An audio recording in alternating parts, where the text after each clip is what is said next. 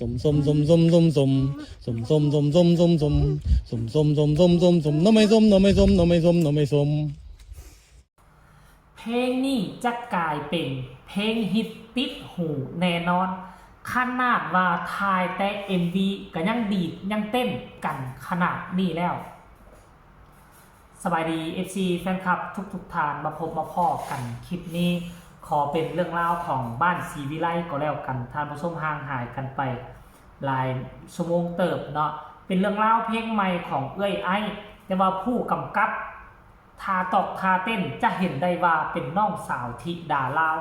เพราะว่าเอ้ยไอ้เป็นผู้เลือกมาแล้วว่าสนิทปรารถนากันยังบ่ทอไอ้กับบ่คักคนที่คิดทาเต้นดีๆคักๆนั่นก็คือน้องธิดาลาวซึ่งการเดินทางเข้ามาในมือปีใหม่ลาวมือสุดท้ายนี่ก็มีหลายภารกิจแรกก็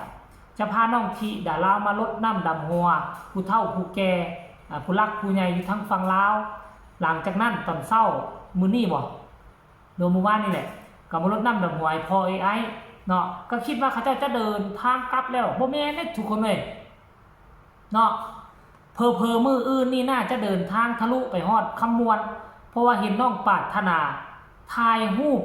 เป็นป้ายงานดอกงานแต่งเพราะฉะนั้นพอผู้แม่เพิ่งต้องไปแน่นอนบ่ฮู้ว่าเป็นงานแต่งของผู้ใดเป็นเอื้อยของปรารถนาหรือบ่พอผู้แม่เพิ่งคงจะไปแน่นอนเพราะมือนี้ยังอยู่ที่เซโน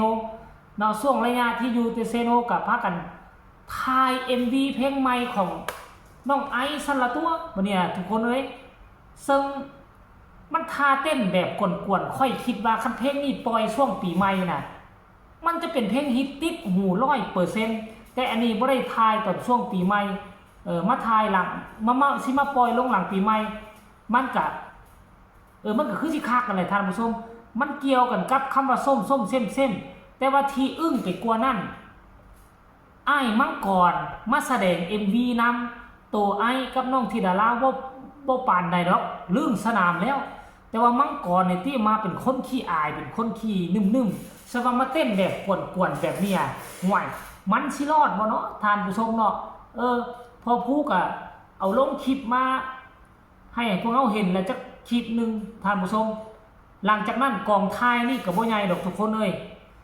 ถ่าย MV เรียบร้อยแล้วก็มาตำหมักฮุงมาใส่กับย่างกุ้งปิ้งกุ้งกินแล้วน้องธิดาลาวเป็นผู้ตำเองสำนักท่านผู้ชม MC แฟนคลับสุดยอดเลยค่อยเบิ่ง 2-3 รอบอดหัวบ่ได้ทุกคนเอ้ยพวกเจ้าว่าสิอดหัวคือค่อยบ่สำหรับค่อยนี่อดหัวบ่ได้เลยนะคิดได้จังไดว่าเพลงนี้น่ะส้มนอไม่ส้มว่าซั่นเด้สิกลายเป็นเพลงง่ายๆแต่จะกลายเป็นฮิตติดหูท่านผู้ชม FC แฟนคลับพวกเจ้าท่าเบิ่งโลดเนี่ยบ่เชื่อพวกเจ้าท่าเบิ่งโลดมันจะกลายเพลงฮิตติดหู 100% เพลงนี้อาจจะบ่ซับซ้อนปานใดแต่ว่าทำนองเสียงห้องทำนองดนตรีคือมันโจ๊ะคือมันได้ฟังแล้วมันคือของจะขึ้นได้ฟังแล้วมันคือว่าคันเนื้อคันตัวมันเสียนั่นนะท่านผู้ชม FC แฟนคลับและซ้ำบ่นำพวกเจ้าไปเห็นตั้งแต่ตอนถ่าย MV ไอ้ก็เป็นตาหัวที่ดาราก็เป็นตาหัวแต่ผู้อยู่ข้างกลางที่ละใส่เสื้อสีเหลืองไปถ่าย MV ใต้กล้องต้นคูดก็เป็นดอกสีเหลืองเพิ่นก็อายแน่ไอ้มังกรทั้งอาย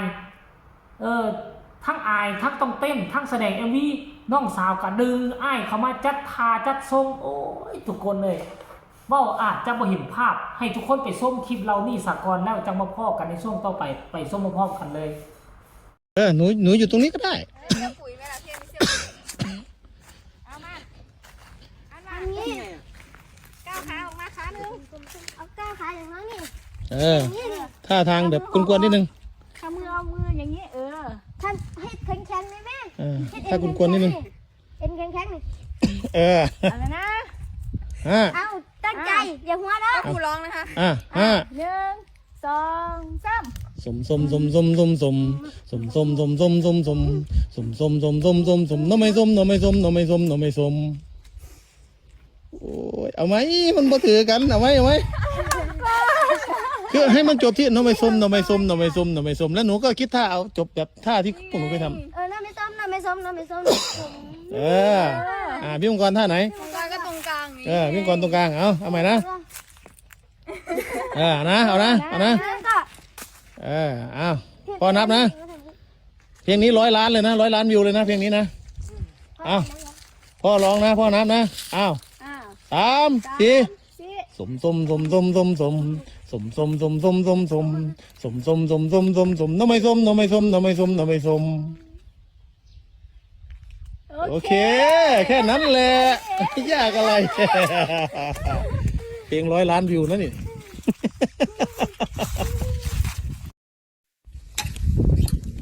ฝีมือเจได้นี่เอาเจกับหันมาทางผีนะ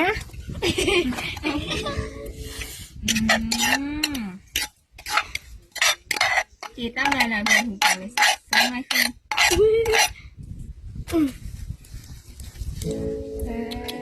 จูเซ่ส้มเซยก็เป็นตาแสบแท้